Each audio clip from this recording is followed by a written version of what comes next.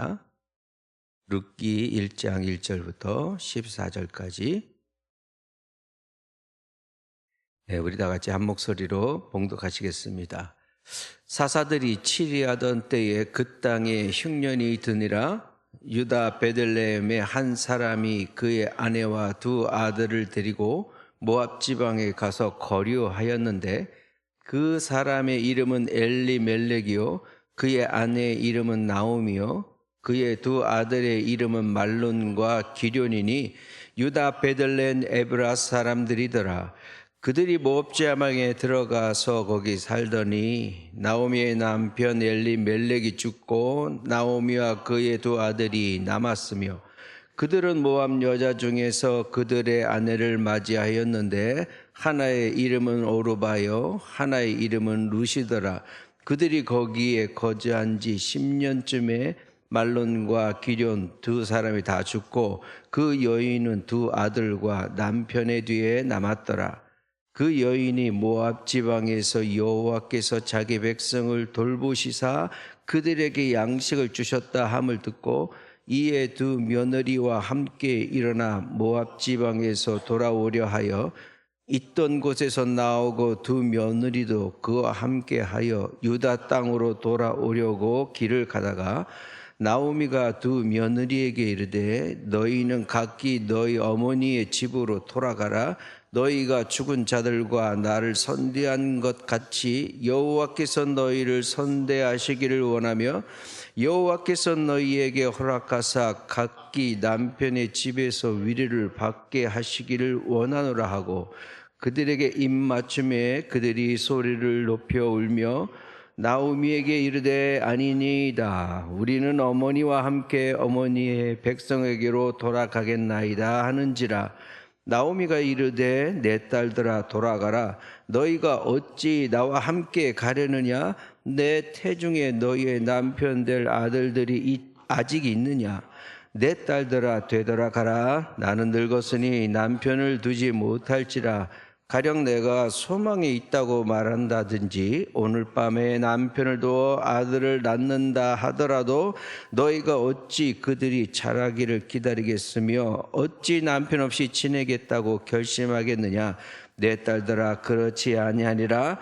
여호와의 손이 나를 치셨으므로 나는 너희로 말미암아 더욱 마음이 아프도다 하매 그들이 소리를 높여 다시 울더니 오르바는 그의 시어머니에게 입맞추되 룻은 그를 붙쫓았더라. 아멘. 성경 말씀에서 잘 이렇게 언급이 되지 않지만 내용은 너무나도 잘 알고 있는 것이 바로 룻기입니다. 룻기가 이 성경에 기록됐다는 것 자체도 조금 애매하다 싶은 그러한 배경들을 갖고 있지만 그래도 따지고 보면 룻기를 통해서 바로 다윗과 거기에 계보로 이어지는 예수님과의 그런 계보가 시작되고 있는 배경을 갖고 있기 때문에 룻기가 이렇게 성경 가운데에서 존재하고 있음을 알 수 있습니다. 룻기 1장의 1절에 그 배경을 갖고 있는데 첫 번째는 항상 성경에는 어떤 시기적인 부분을 언급을 하거든요. 그게 바로 뭐냐면 여기 룻기에서는 사사들이 치리하던 때다 이렇게 돼 있어요. 근데 사사들이 치리하던 때에 그 땅에 흉년이 들었다. 아무리 좋으신 하나님 또 모든 양식을 주시는 하나님이라 하더라도 이러한 흉년이 들고 하는 자연적인 재해는 그 전 세계 어디든지 하나님께서 또한 허락하시는 부분들 중에 하나이기 때문에 그런 일이 있었다 이런 말이죠. 근데 사사들이 치리하던 때라고 했기 때문에 결국에는 여호수아가 죽고 나서 그 이후에 그 이스라엘 백성들이 그 당시에 같이 있었던 모든 선조들이 다 죽고 나니까 하나님을 알지 못하고 있었던 그런 때 그리함으로써 하나님께서 여러 사사들을 등장시켜서 그 리더를 삼게 하고 하나님 말씀대로 살게 하는 그러한 뜻을 펼쳤는데 그러한 때가 어떤 때냐면 사실상 하나님에 대한 영적 질서가 무너진 때 이렇게 볼 수 있습니다. 그러한 때에 영적으로도 이게 질서가 잘 잡히지 않던 때에 또 흉년이 들게 되니까 이게 영적으로든 육체적으로든 계속 힘들어질 수밖에 없었던 그러한 때가 있었단 말이죠. 그때에 어떤 그 유다 베들레헴에 사는 한 사람이 그의 아내와 두 아들을 데리고 나서 모압 지방으로 갔다 이렇게 있습니다. 그러니까 그 베들레헴이라고 하는 유대 땅에서의 삶을 포기를 하고 다른 이방 나라로 거주할 정도라 한다는 것은 결코 그냥 뭐 먹고 살기 위해서라기보다 아마 그 땅에 소망이 없었다. 여기에서 살기가 어렵다라는 결단을 내리지 않았겠는가. 그러지 않고서는 그 지방에서 있었던 사람이 살던 곳을 쉽게 떠난다. 이런 것은 쉽게 결정할 수 있는 부분은 아닙니다. 그러면 이때에 유다 베들레헴에 있었던 이 한 사람이 누구냐면 2절에 그 사람의 이름은 엘리멜렉이다. 그리고 그 아내는 나옴이고 그 사람에게는 두 아들이 있었는데 말론과 기륜이다. 이렇게 되어 있습니다. 엘리멜렉이라고 하는 것은 우리 이제 엘리야 그러면 이제 야가 하나님이기 때문에 나의 하나님, 하나님은 나의 하나님이십니다라는 뜻을 갖고 있어요. 그러니까 엘리멜렉이라는 것은 하나님은 나의 왕이십니다. 이런 뜻을 갖고 있거든요. 근데 그 당시에는 왕이라고 하는 그 것이 그렇게 이스라엘 백성들한테는 필요치 않았음에도 불구하고 이러한 이름을 또 갖고 있었다라는 것도 약간 그 특이한 점을 좀 갖고 있고, 이 엘리멜렉이라는 사람이 2절에 보면 또 뭐라고 되냐면은 어떤 사람이냐면 유다 베들레헴의 에브라 사람들이라 이렇게 돼 있어요. 그 에브라시라고 하는 것은 베들레헴이라고 말을 하기 이전에 그 지역 자체가 에브라 지역이다 이렇게 돼 있고 나중에 베들레헴이라고 하는 것이 이제 붙여졌던 그런 것으로 보여집니다. 그 에브라시라고 하는 단어 자체가 원래 풍족하다, 풍요로운 곳이다 이런 뜻을 가지고 있는데 나중에 이것이 베들레헴이라 해가지고 우리가 잘 아는 떡집이다, 양식의 집이다라고 하는 그 이름이 또 곁들여지고 있는 그런 배경을 갖고 있습니다. 에브라시라고 하는 것은 사무엘상 17장 12절에 이세를 가지고서 에브라 사람이다 이렇게 또 표현을 하고 있어서 그냥 잠깐 언급하고 끝나는 지역이 아니라 나름대로 중요한 지역을 또 그 뜻을 갖고 있습니다. 미가서 5장 2절에 보게 되면은 뭐라고 되어 있냐면은 베들레헴 에브라다야 이렇게 되어 있어요. 베들레헴 에브라다야 너는 이스라엘에서 다스릴 자가 네게서 나오고 이렇게 해서 예언자적인 부분에 베들레헴 에브라다 이렇게 해서 에브라다가 바로 이게 이제 에브라시란 곳입니다. 그러니까 그냥 되는 것이 아니라 이곳에서 원래는 베들레헴이라는 것 이름이 아니었는데 이 이름 자체가 바뀌면서 하나님께서 그 약속하신 땅으로 변모가 되고 있다. 이런 것들도 룻기 1장 2절에서의 그 이름들 가운데 숨겨져 있다. 이렇게 볼 수 있습니다. 3절부터 5절까지는 이 사람들의 그 형편을 얘기하고 있는데 결국에는 이 사람들이 모압 지방으로 거주를 합니다. 거주했다는 것은 그냥 잠깐 머무르는 게 아니라 조금 아예 그냥 이사를 갔다 이렇게 생각할 수 있는 그런 부분인데 3절에 보니까 남편 나오미의 남편 엘리멜렉이 모압 지방에서 죽어요. 그리고 그 두 아들이 남았는데 남아가지고 이제 장가를 보내가지고 모압 여인과 결혼을 해서 한 10년 정도 지났는데 이 두 아들도 갑자기 죽어버립니다.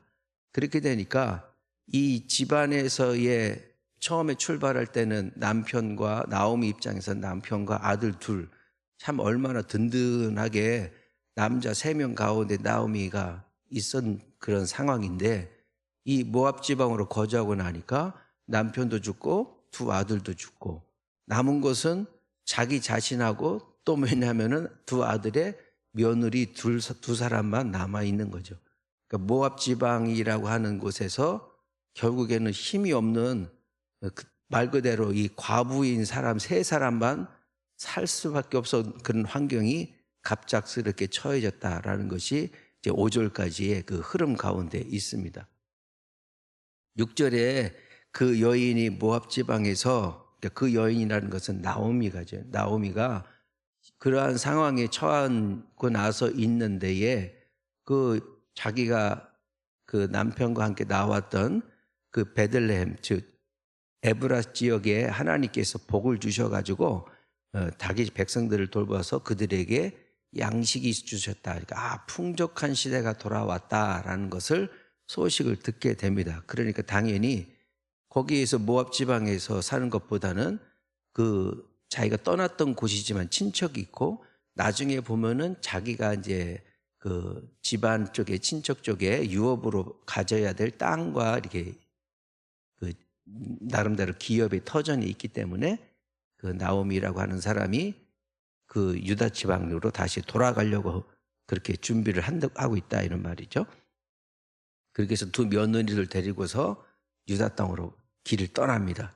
그 이 모압이라고 하는 지역은 그 베들레헴 지역의 그 동쪽으로 가게 되면 사해 그 바다, 사해 호수가 있고 그 바로 옆에가 바로 모압입니다. 그러니까 모압이라는 것은 소돔과 고모라가 있었던 지역, 그 지역이 이제 그 모압이 됩니다. 모압이라고 하는 말은 어디서 나오냐면 룻의, 그러니까 아브라함의 조카 아브라함 조카 롯이 그 이동을 하면서 있었던 곳, 그쪽 지역에서 있다가 소돔과 고모라가 유황불로 이렇게 불의 심판을 받고서 거의 다 멸망을 하잖아요.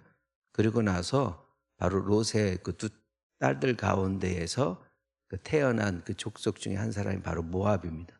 그래서 모압이라는 것은 아브라함일 때 아부 하는 것이 아버지라는 뜻이기 때문에 아버지의 후손의 나라다 이런 식으로 그 이름을 붙여진 것으로 추정을 하고 있습니다.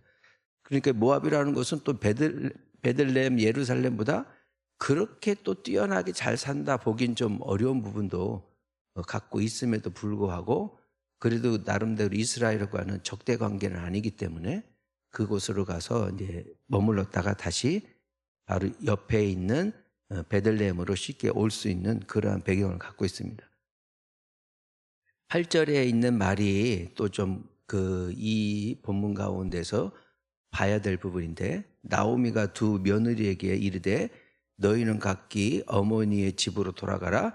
너희가 죽은 자들과 나를 선대한 것 같이 여호와께서 너희를 선대하시기를 원하며.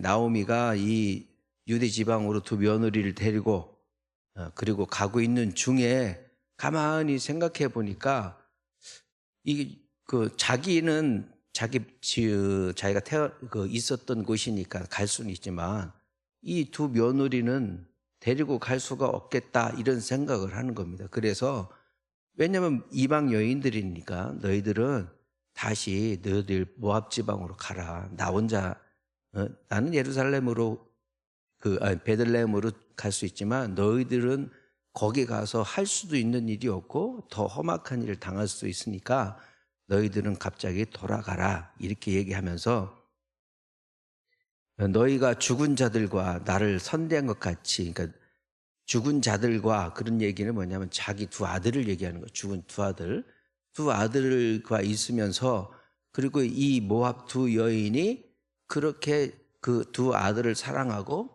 또한 자기가 시어머니잖아요. 나오미가 시어머니인데 시어머니한테도 이 며느리들이 정말로 잘했단 말이죠. 그게 선대하다 이런 말이 그런 뜻을 갖고 있어요. 그러니까 그냥 그러는 게 아니라 이 선대하다라는 말은 그 윗사람 같은 경우에는 아랫사람한테 은혜를 내리다.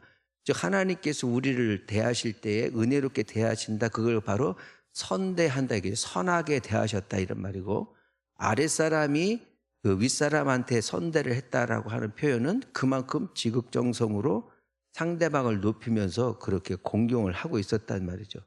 그러니까 이 시어머니하고 며느리 사이 그리고 이 가정들은 모압 지방에서 그래도 좋은 사람 만나서 잘 지내고 있었는데 상황이 또 그렇지 못한 상황이 됐던 거죠. 근데 그거를 나오미가 기억을 하면서 두 며느리에게 너희들이 우리 자식들한테 그리고 나한테 대했던 걸 보면은 너희들은 정말 복을 받고 받을 거다. 너희들이 나한테 대했던 것만큼 우리 집안에 대했던 것만큼 하나님께서 너희들도 그렇게 선대하게 대해주길 바란다. 그러니까 나하고 같이 가는 것보다 너희들은 너희들이 있었던 모압 지방에 그냥 다시 집으로 돌아가라. 그것이 낫겠다라고 해서 며느리를 갖다가 띄어보내려고 하는 배경을 갖고 있습니다. 거기에 대해서 9절과 10절에 보니까 이렇게 두 며느리들이 다 있는데 그 나오미의 그 애기 말을 합니다. 아닙니다 어머니, 아닙니다 어머니. 우리는 어머니와 함께 어머니의 백성에게로 돌아가겠나이다 한다 이거죠. 그러니까 이게 참 이런 말이 하기 쉽지 않아요. 아니 입장으로 보면 가서 아무도 없는 그곳에서 시어머니를 모시고 살아야 되는 그런 입장인데 요즘 보면은 말 그대로 생각하기도 어려운 그런 것을 이 두 며느리가 선택을 해서 끝까지 이 시어머니를 모시려고 하는 그 같이 있으려고 하는 그러한 부분을 배경을 갖고 있습니다. 근데 11절에서부터 13절까지의 내용을 보면 조금 이해하기가 어려운 그 말들을 나오미가 하는데 그 이유가 뭐냐면은 내 딸들아 돌아가라 어찌 나와 함께 하느냐 내 태중에 너희 남편 된 아들들이 아직 있느냐 없다 이 말이죠. 이게 무슨 말이냐면은 그 다음에 형사 취수제라고 그래서 형이 죽게 되면 그 며느리 그 형수님이죠. 형수님이 되는 분을 이 여자를 동생이 취하는 법이 있어요. 왜 그러냐면은 그 집안에 이 족보상 그 집안 가문을 갖다 이어야 되는 부분이 있으니까 형이 죽으면은 동생이 그 형수님을 취해서 어떻게든 그 계보가 끊어지지 않도록 하려고 하는 그러한 풍습이 있었단 말이죠. 그런데 지금은 아들이 2명 있었으니까 형이 죽었으면은 동생이 또 취할 수도 있는데 그런데 둘 다 죽어버렸으니까 그 다음에 이 두 여자들이 갈 수 있는 곳은 그 엄마의 이 나오미가 다시 애를 낳아서 거기서 아들을 낳아가지고 그렇게 되면은 죽은 두 아들의 동생이 되는 거니까 셋째를 갖게 되면 그 셋째 아들하고 결혼을 해야 되는 입장인 거죠. 그 얘기를 하는 겁니다. 그렇게까지 하려면 내가 지금 다시 나오미 입장에서 내가 다시 다른 남편을 만나서 그 남편에게 통해서 애를 낳고 그 아들이 또 낳아야 되잖아. 아들을 낳아서 장성이 돼서 너희들하고 결혼을 시켜야 되는 이러한 것인데 이게 어떻게 가능하냐 이런 말인 겁니다. 그 내용들이 그냥 읽어보면 잘 무슨 말인지 모르는데 그 당시 풍습이 그러하니까 그러니까 나는 너 생각해봐도 안 되지 않느냐. 너희들을 내가 계속 데리고 다닐 수가 없는 상태니까 너희들은 가서 우리 집안과 이제 인연을 끊고 너희 각자의 삶을 살아라. 그게 맞지 않느냐라는 말을 하는 겁니다. 이 13절에 너희가 어찌 그들이 자라나기를 기다리겠으며 라는 말이 그거고 어찌 남편 없이 지내겠다고 그렇게 결심을 하느냐. 내 딸들아 그렇지 않다. 참 이게 며느리한테 내 딸들아 라고 표현하는 것도 이 시어머니하고 며느리하고의 관계가 보통이 아니다. 그만큼 끈끈한 그런 애정과 함께 이 정말 가족과 같은 그런 관계로 지내고 있음을 볼 수 있습니다. 내 딸들아 그렇지 않다. 그러면서 나오미가 참 가슴 아픈 말을 합니다. 뭐냐면은 여호와의 손이 나를 치셨다. 그러니까 이 나오미 입장에서 보면 이처럼 이렇게 꼬인 인생이 없어요. 남편 자기가 살던 곳에서 지방에서 떠나서 이방으로 갔는데 잘 살 줄 알았는데 거기서 남자 셋을 다 잃어버린 남편과 두 자식까지도 잃어버린 것이 나오미의 입장이에요. 그래서 나오미는 이거를 하나님이 나를 치셨다라고 이게 치부를 하면서 아예 그냥 자기 인생에 대한 노선을 갖다가 정확하게 선을 긋습니다. 그렇지만 나는 너희로 말미암아 더욱 마음이 아프다. 나는 그 입장을 보면은 며느리 입장과 나오미 입장에서 보면 나오미가 더 애통하고 속 터질 일이죠. 며느리야 뭐 자기 남편을 잃은 것뿐이 안 되지만 나오미 같은 경우 시어머니는 남편도 잃고 아들도 잃었는데, 그러면 상대적으로 보면 나오미가 훨씬 더 이 두 며느리들보다 훨씬 더 큰 것에도 불구하고 자신이 가지고 있는 상처는 하나님이 나를 치신 것이니까 내 선에서 끝내기를 바라고, 너희들은 그렇지 않고 앞에서 얘기한 것처럼 너희들이 나를 잘 대했던 것처럼 하나님이 너희들에게도 그러한 대함을 받는 은혜를 주기를 원한다라고 오히려 축복을 하고, 그 남겨져 있는 두 며느리를 보니까, 너희들 생각하니까 내 마음이 더 아프다, 더 아프다. 참 이런 것을 볼 때에 이들의 그 관계에 대해서 또 이 애틋함을 가지고 있습니다. 이에 14절이 드디어 이제 룻이라고 하는 사람이 얘기를 합니다. 그들이 소리 높여 다시 울더니 며느리 중에 한 사람이 오르바는 그의 시어머니에게 입 맞추고 떠나는 겁니다. 그리고 룻은 그를 붙쫓았다. 그러니까 14절에 있는 붙쫓았다라는 것은 완전히 붙어서 오히려 아닙니다 어머니 해가지고 어머니 곁에 바싹 붙는 거예요. 바싹 붙어서 나는 떠나지 않겠습니다는 의지를 표명한 것이 바로 이게 룻이라는 그 며느리입니다. 이 제목이 이제 룻기잖아요. 그러니까 이렇게 달라붙었던 모압 여인의 그런 일대기를 통해서 어떤 일들이 벌어질 것인가라는 것이 이제 룻기가 쓰고 있는 배경입니다. 여기는 크게 이제 세 가지로 볼 수 있는데, 바로 베들레헴의 옛날 이름인 그 에브라시라고 하는 것이 이 역사적인 하나님의 그 역사적인 그 계보 가운데에서 다시 회복되어지는 그 이름에 걸맞는 그런 지역으로 회복되어지고, 그곳에서 일어나는 일이 이 하나님께서 준비하시는 이 구속의 역사 가운데 어떤 위치에 있는지를 또 밝히고자 하는 그런 배경을 가지고 있고, 또 하나는 며느리와 시어머니과의 관계. 근데 이 며느리는 바로 유대인들도 아닌 이방 사람인, 이 정말 그 결합이 참 쉽지 않은 이곳에서 하나님께서 또 일을 하신다라는 것이죠.